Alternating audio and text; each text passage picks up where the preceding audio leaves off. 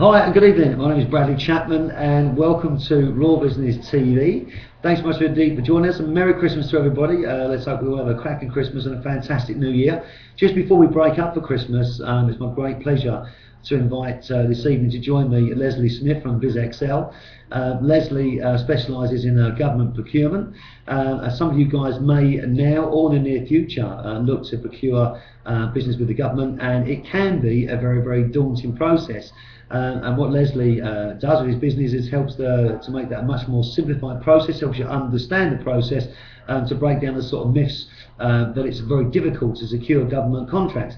In fact, anybody can secure a contract, but there are certain preparations that you need to make in terms of your business and perhaps some of your procedures, but there's so much money out there to be had, so much money to be gained and relationships to be built. Leslie will explain more of that in a moment for you. But once again, thanks very much indeed for joining us. Leslie is in the Raw TV studio with us this evening, and hopefully tonight we've got a much better broadband connection than we did last week with Valentine Palmer. Just a quick update on Raw Business TV and where we're going. We've now booked about 45 to 50 people who are appearing on Raw TV during January, February and March 2011, and that's everything ranging from business coaching to accountancy to web developers, SEO, intellectual property specialists, everything, the A to Z of business. And our aim is to provide you, our members, readers and listeners, a complete guide and support line for anything that you might require in business. Of course, if you feel that you know somebody that may wish to appear on Raw TV that can benefit our members, then by all means contact me and we'll see if we can get you on. Just a quick update and to let you know who we are if you're watching for the first time. Raw Business is an online entrepreneur and business support networking company. We've got thousands of members who are online and becoming more and more connected every day. We offer you an opportunity to market your business, advertise your business, and above all, network your business. And I recently put out a document on the website saying advertising in itself does not work. And as an entrepreneur or business owners, we've got to do much more now than ever before to make our business a success. And that will involve pushing ourselves outside of our comfort zones and learning something new. And together we can do that. We also publish a leading business magazine called Raw Business Magazine, and I've had the great pleasure to interview and work with some of the UK's highest profile entrepreneurs. And when I interview these people, there's very successful guys that we aspire to become. There's one thing that they've got in common, and that is their pursuit and their drive to reach their success, and their sort of, undying and relentless drive towards reaching that, overcoming challenges and obstacles along the way. And that's really what we stand for. It's about helping you move your business forward every day, learn from our successes and build upon our learn from our mistakes, and build upon our successes. Of course, membership to Raw Business Online is free, and if you're chasing a business dream, and just like we are, feel free to go to rawbusiness.com and register with us. Online you'll find lots of support and information and the opportunity to be able to promote your company to a number of members. But remember, joining Raw Business is like a gym membership. A gym membership is only good if you go to the gym and you work out and you get your body in shape.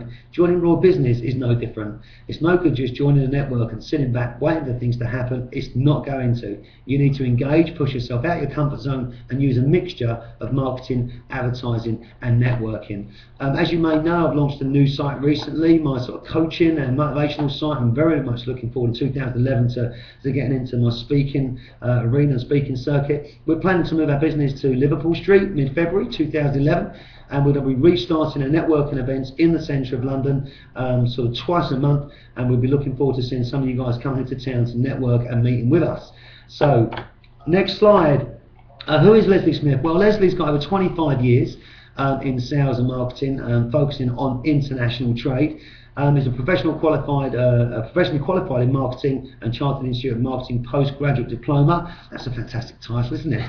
A Princeton practitioner, highly experienced in developing and writing, winning tenders in both the public and private sector, and provides advice and support to SMEs who want to get involved in government contracts and tenders, and also offers a complete support service for the tender process. Leslie's going to explain more about that in just a moment. But before I hand over, I'll just tell you a quick story. When I had a company called Compass International when I was between 23 years of age and 28 years of age, and I took this company from zero to a turnover of 3.5 million in about 2.5 years. And the Far East crashed actually, cost me a lot of money in 1988. 1998. And I actually went through the process of applying for government tenders, and I go in to find these tenders on the internet, and I think also the MOD as well. And I started downloading these contracts and probably filled them out incorrectly, didn't win any contracts. And I must admit, if I'd have met somebody like Leslie at that time, who knows, maybe we could have avoided the Far East crash, but I could have won some more contracts. And after speaking with Leslie and working with him for a while now, he's presented at one of our networking events previously, and he's definitely somebody that can help you. So whether you're thinking about starting to look for government contracts, or whether you're currently engaged in government contracts, Leslie's a guy that can really help you move your procedures and perhaps your success rate forward as well, because we want to fill in these contracts, we want to apply, but we also want to get the business, and there's a certain way of doing that. So actually it gives me great pleasure to introduce Leslie Smith to you this evening, and because Raw Business has got such a great mix of people, we have to thank you all for your all-round support, and I want to thank all the Raw guests that are coming on board in January and February. Without you it wouldn't be possible. I'm going to move out the screen now and allow Leslie to take centre screen, so over to Leslie Smith, BizXL. Great, thanks very much, Brad. I shall try and sit centrally so people can see me properly. So, what's it all about? I hear a lot of you out there sort of saying, we don't want to do this public sector stuff, it's too hard, it's too complicated, and we've no real idea what it's all about.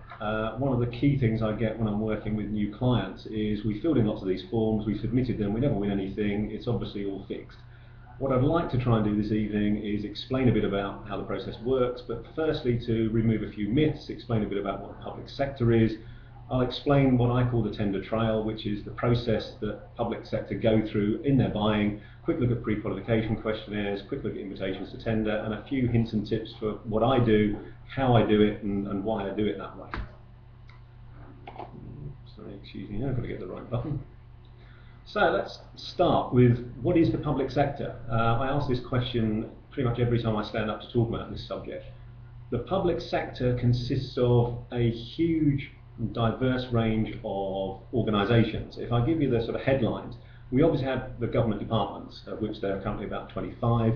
You've got all the local education authorities, about 460, 130 plus higher education institutions, further education colleges, 24,000 primary schools, 3,500 secondary schools, 303 NHS trusts, 42 police services, 39 ambulance services, plus.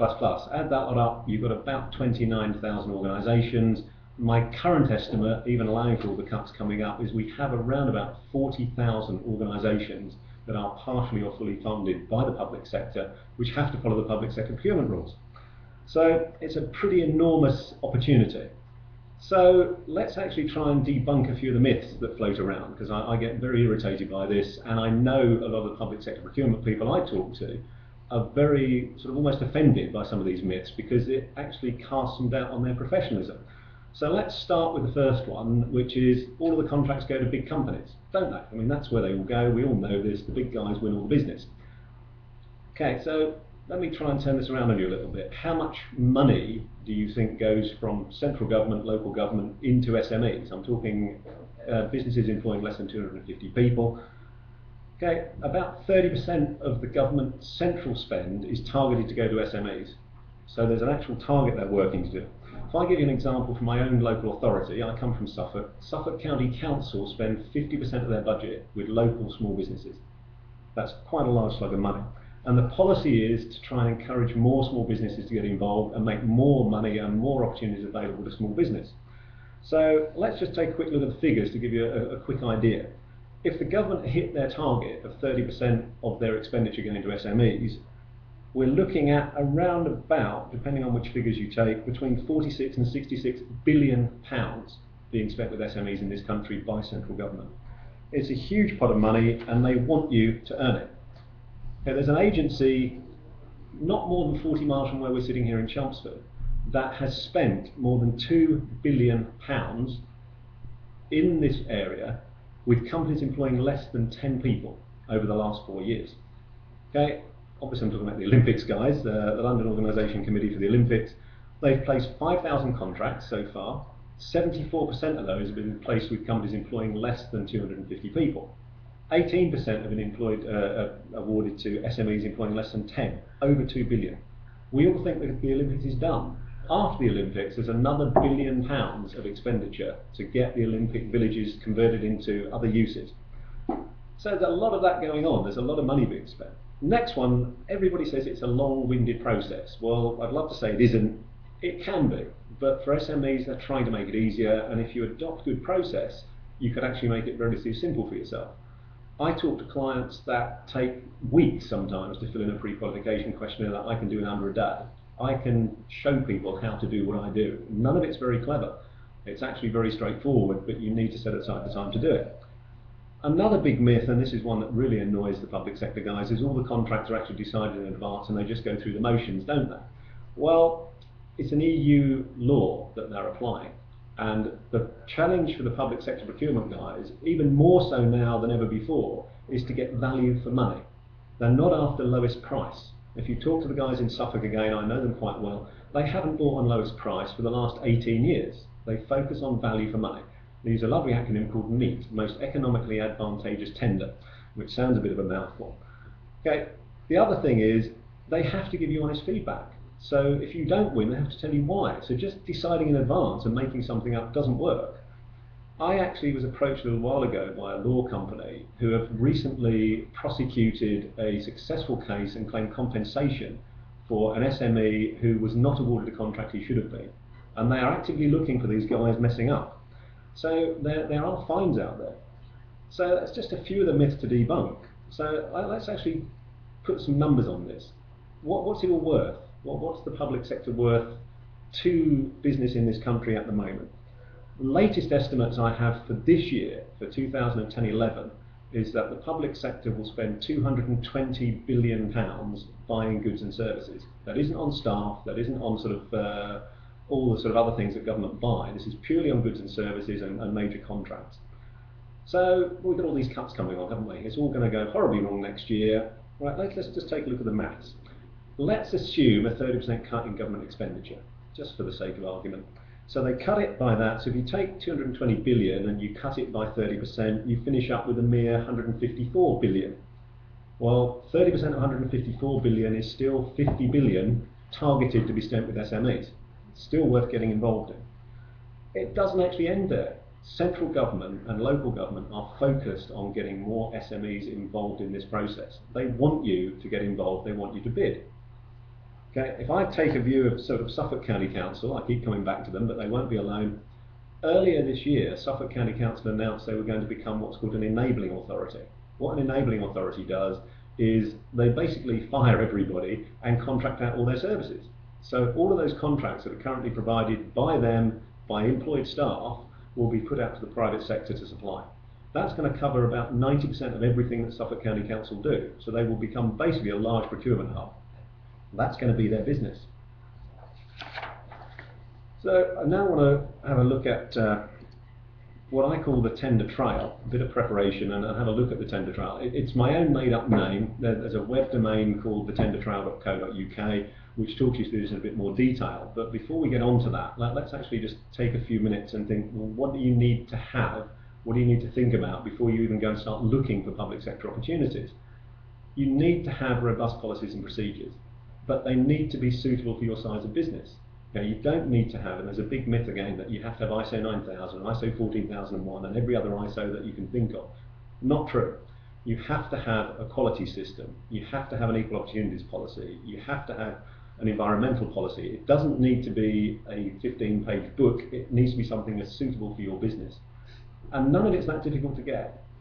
Something else that's coming along, and I think will occur here in Essex, possibly before anywhere else, and I've got a little bit of an inside track, and I can't say too much, but there is a halfway house idea between a standard in-house quality policy and ISO 9000, specifically designed for SMEs, and there are organisations in Essex at the moment talking to a lot of local authorities to try and get them to buy into this and accept it as an SME-specific quality manual. It will be much better than just having your own, but less onerous than getting ISO 9000. So when you want to find opportunities, where do you need to go? There are 4 primary websites at the moment where you can find opportunities. Supplytogov.co.uk is the obvious one. Most of you may be on there, and if you're anything like me and most of the guys I deal with, we get lots of emails which we promptly ignore. because they don't actually tell us what we want to know. I've found finding opportunities is best done visually by eye. Go onto the website, have a look for something that suits you. So start with Supply to Gov. Also look at TED, Tenders Electronic Daily, which is the OJU site, as it's also known, the official journal of the European Union. You also have the Compete For site for the Olympics, still worth registering on and still worth pursuing. There are a lot of contracts still to be placed. And the nice thing is they can't afford to be late with any of the Olympic stuff. It is going to be finished by 2012 regardless. And the other one I look at quite often is Blue Light. Bluelight.gov.uk is the emergency services website.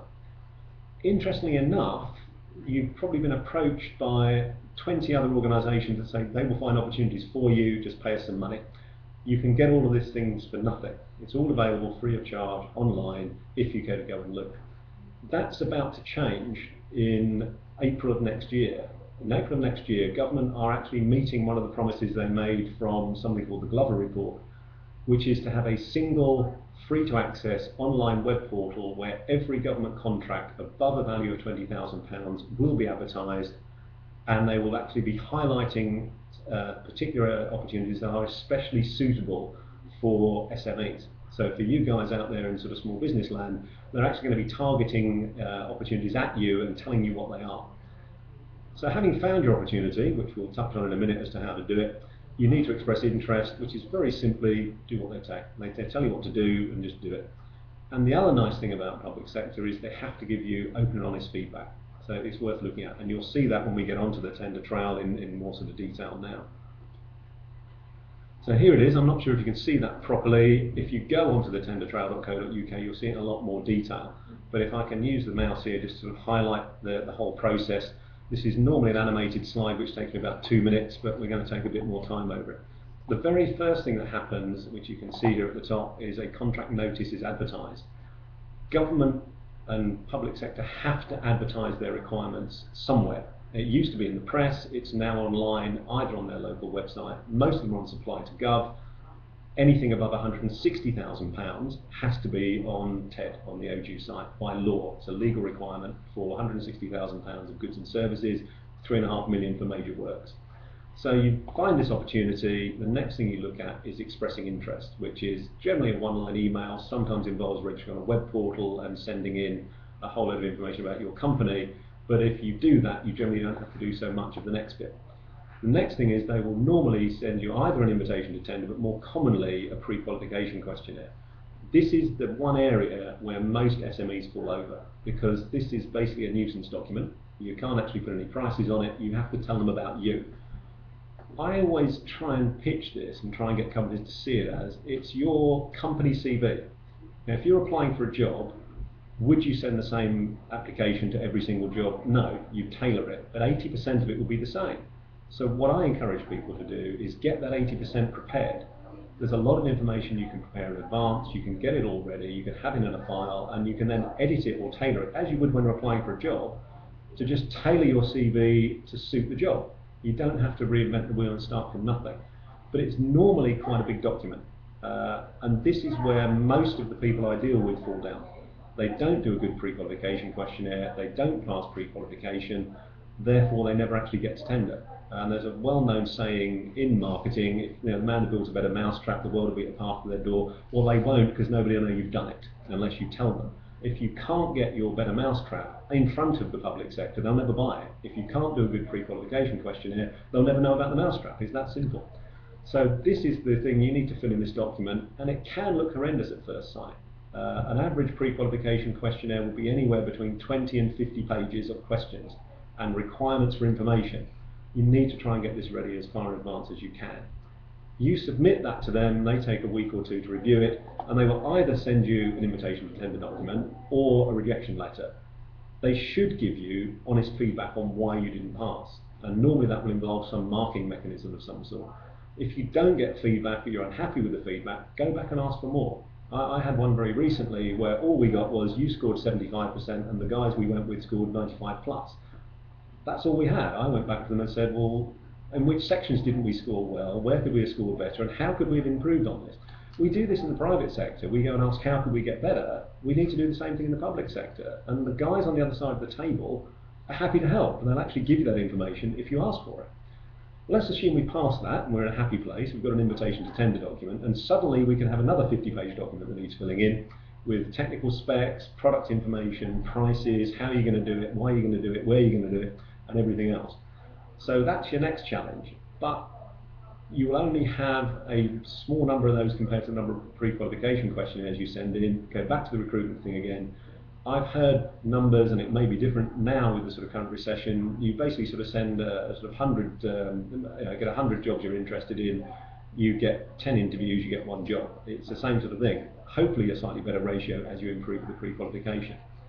So you fill in this nice fat document, you send it back with all your prices, they go to a review process. They may actually bring together a tender panel or a tender board, which will consist typically of a procurement guy, a technical guy, and a user, and they'll actually review your proposal and say, will this work for us?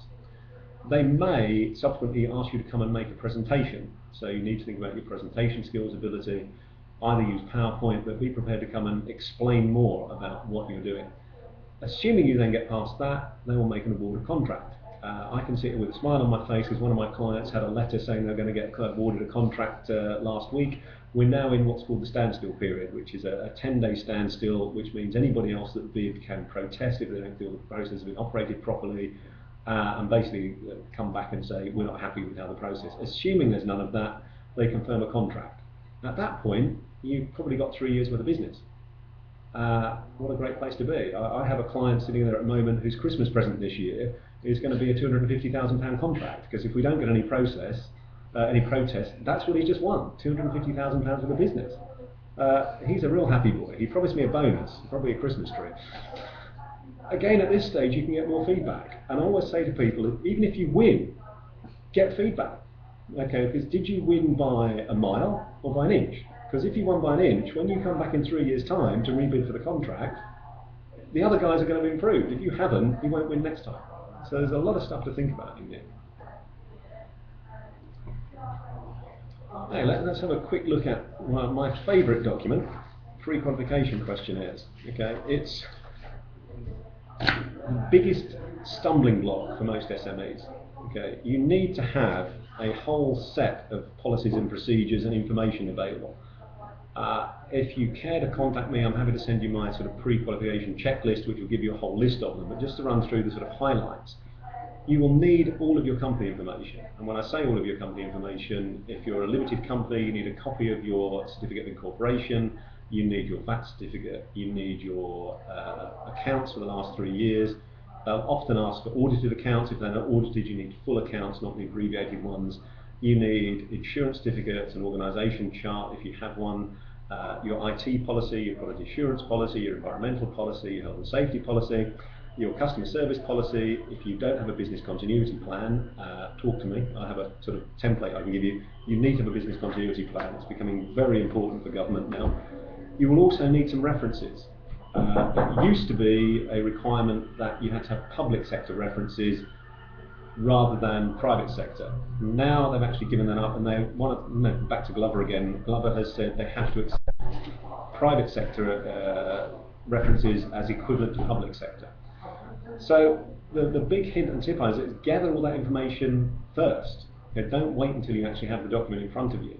I can give you a list of everything you need. You can put it all together. You can actually start answering some of the questions and start thinking about what it is you need, and be prepared to go. What that means is when you get your pre-qualification questionnaire, you've got 50% of the work done. You're not actually starting from scratch, and that means you can move through them much, much more quickly.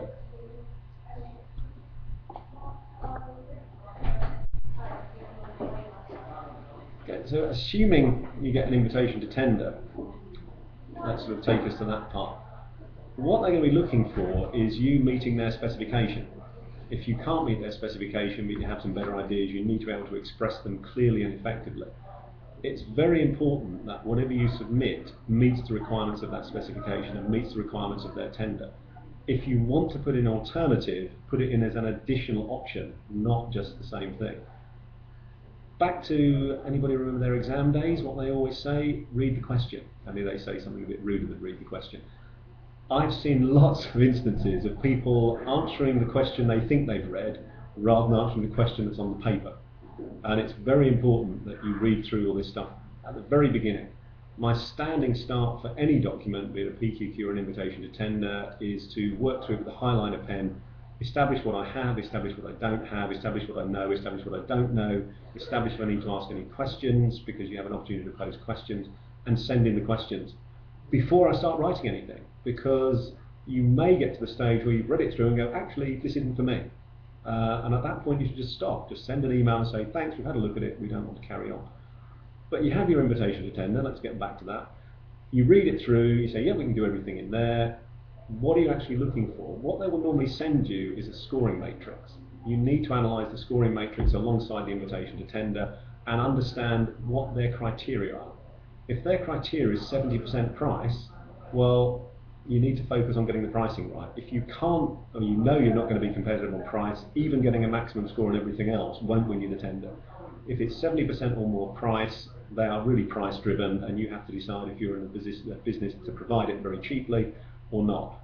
A lot of them now, it's 30% price, 70% quality, service, delivery, and everything else that they're looking for.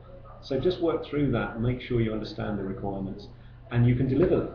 It's a case of keep an eye on what it is you're trying to do and make sure it gets delivered.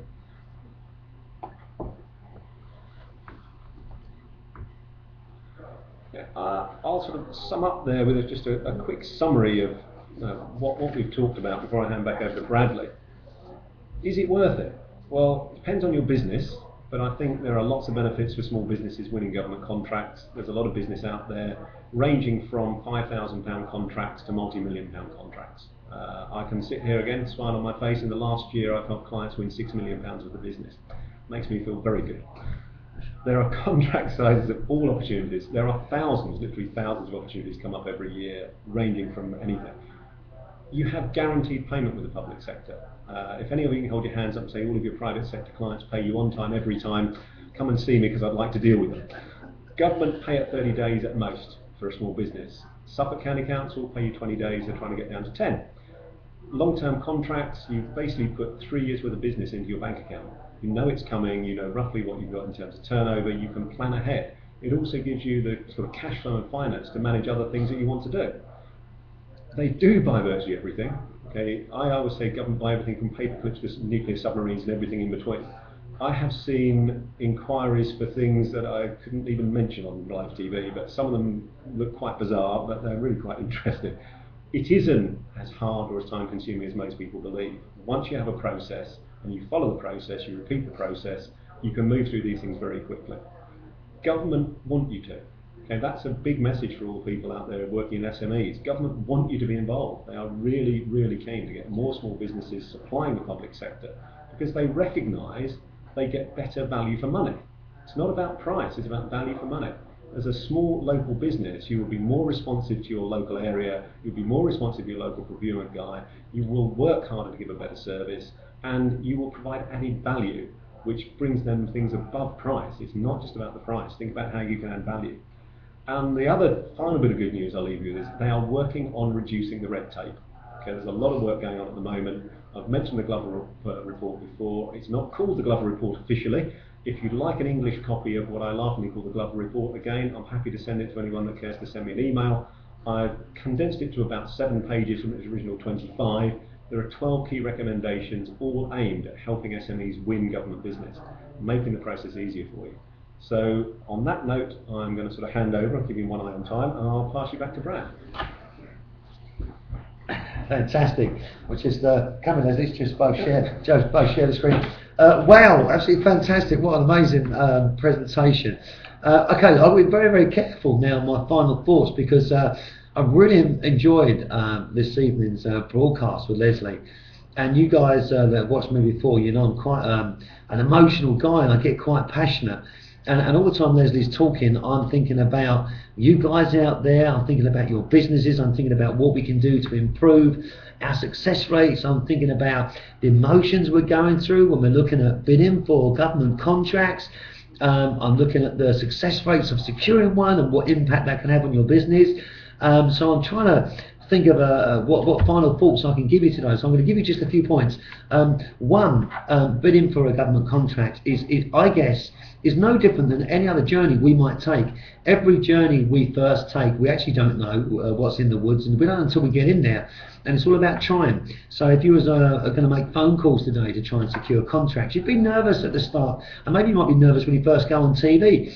I would imagine trying to secure a government contract is going to be a case of trial and error, and I imagine you get better and better each time your process goes on. The whole feedback thing is it's like anything else. You get feedback, you apply the feedback, where did we go wrong, how have we done better, apply it to everything you've done, and use it for the next one. So you refine the process and go forward. So I'm imagining that people that start, if you start out and you're going to look to win contracts, the more that you do, the better you get. You're going to increase your chances every single time of winning one. And like Leslie said, I mean, once you've secured a contract, once you've won a contract, I mean, how much is that worth to your business in monetary terms? Well, that's one thing. But what about another thing? What about the fact that actually when you're talking to other clients, and I mean I would be very proud to say I'm a supplier to local government of a certain type of product or service, I mean that must win you some brownie points in terms of people giving you much greater credibility, credence to your company, your product, your service and what you're doing. So my final thought today would be this, and I am somebody who's received a government contract. I am somebody that's gone through MOD procurement, and I've got to be honest with you, when I started getting the forms, I know I was a young man then, I'm not saying I'm particularly old now, I'm only 40, but when I was 23 I thought, yeah, I'm going to supply the Ministry of Defence, because I was importing military clothing at the time, and I got this document through, it was like the bloody Bible, it was like that thick, and I started looking at the questions and I got to page 5 and I thought, sod this, how am I going to possibly compete? But if I go back and I thought to myself, well actually if I'd have known something like Leslie that could have helped me, talked me through, and I know that you offer a number of services, because you also help people that want to fill out these contracts. Yes. You either leave it for them, perhaps you might explain. Yeah, I basically, my sort of business model is I'll do as much or as little as clients need. I accept that a lot of small businesses don't have huge budgets. So for certain of my clients, I mean, I'll give you an example. I went to meet a client yesterday morning. He's filled in everything. All he actually wanted was a second opinion. And I went through and pointed out probably 10 or 12 things that I would have done differently or expanded upon or enhanced, which just helped him to do that. He paid me for an hour's work, I've given him a few tips. I've got other clients at the opposite extreme where I am their tender service in its entirety. I think something in the middle is probably a good place to be, but I'm happy to sort of come out and give people guidance and advice. I mean, we haven't mentioned it here, I'm not sure if it's appropriate. I'm also acting as a trainer with the Suffolk Chamber of Commerce. We're running a series of courses which go through this process in a lot more detail, and we try and send people out prepared to actually go and do their first one. And obviously they've then got sort of a direct line to me for any sort of help and assistance I can give them, even if it's just a read through and a few hints and tips. So we're happy to do that. Yeah, it's a good point. I mean, you know, my thoughts are network with every opportunity, use every single service and gateway you can to build your confidence, build your contacts and build your knowledge. Today I've been really impressed. I'm excited now myself because I'm thinking to myself about the Olympics. I've been talking to people about procurement for the Olympics recently with a friend of mine. And I'm absolutely certain there are things that we can actually get involved with as raw business. I'm trying to hold myself back now from trying to search myself for some contracts. But in any case, Leslie, it really is a fantastic guy. I've known Leslie about a year and a half now. He's somebody that I feel very comfortable to talk to work with. And I'm a very difficult guy to work with because I'm quite emotional. As most of you know, Leslie's very professional, and I know he really wants to support the process and help you guys move forward. He's very proud of the $6 million he's procured via his company, which is a fantastic figure. I think you'll agree with that. Well, part of that must be he's sold it out. I mean, perhaps we should go and tack into some advertising. But in any case, really fantastic live webcast today. Just to re-mention, if you go to rawbusiness.com and go to Raw TV, you will be able to download the PowerPoint presentation this evening from the PowerPoint download presentation section. You'll be able to see the PowerPoints in full. Otherwise, please contact Leslie directly on 07792 273 334 or 0845 638 4953. And you can reach Leslie on leslie.smith@bizexcel.com, and websites are bizexcel.com and of course thetendertrail.co.uk. Just to finish up this evening then, and to do a couple of final slides, next time on Raw TV we've got Vanessa Dye from Herbal Life, and she's introducing a low-cost business opportunity. That's Tuesday the 6th of January. That's the first one when we kick off after the new year at 6 p.m. My view on business is, whether you are involved in government procurement, networking, printing, accountancy or network marketing, every business has an opportunity. And I'll tell you why I've turned my tune on network marketing. When I started in business with Million Impossible, I gave up a high profile corporate job and went from Armani clothes to George. Now there's nothing wrong with George at all, and I've got a George suit on there actually. It was £47.50 and I feel comfortable with who I am. If it wasn't for opportunities like Herbal Life and like network marketing that enable people to have an extra income, I wouldn't have been able to do what I'm doing now. So I place great value on network marketing opportunities, and I don't mind mixing those up with the other business services that we've got appearing on Raw TV. In terms of me, you know, I feel everyday people achieve extraordinary things. I'm now pretty much 3/4 of the way through my book. I'm getting so excited about it coming out, because it really does show me open, naked and bare, and I hope you can associate with that when it comes out. And in all honesty, you know, we're all searching for the same dream. We're all searching for success, but there's just different methods of us, you know, getting to reach that success. And by having people like Leslie coming on board, Raw TV and the other guest speakers, it brings a message to you guys that you're not alone, and just have to reach out. And if you ask, it is given. I think there's a book actually by Esther Hicks on that subject. But listen, guys, thanks very much indeed for listening on behalf of myself and behalf of Leslie. Thank you. I hope it's been useful. Fantastic. Well, listen, thank you very much indeed for watching. This is Raw TV, over and out.